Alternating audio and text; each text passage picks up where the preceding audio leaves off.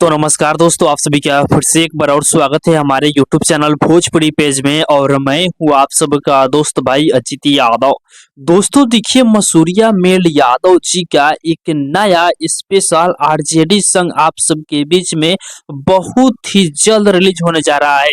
दोस्तों देखिए, अभी अभी गाने का poster Masuriya mail Yadav ji share किए हैं और आप लोग हमारे इस वीडियो में देख सकते हैं उस पोस्टर को।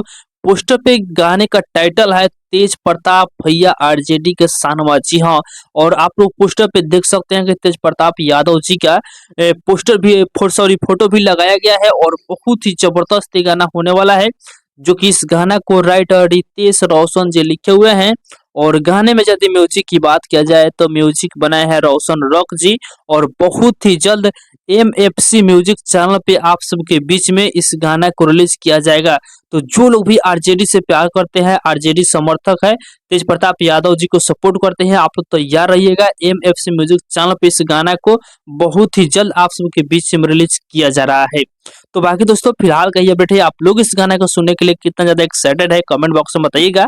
और इसी के साथ हम इस वीडियो को समाप्त करते हैं। अभी तक इस वीडियो को लाइक नहीं किया तो लाइक कर दीजिए और इस चैनल पर पहली बार आए हैं तो सब्सक्राइब भी कर लीजिएगा, क्योंकि इस चैनल पर भोजपुरी इंडस्ट्री का हर एक अपडेट सबसे पहले आप सभी को मिलेगा।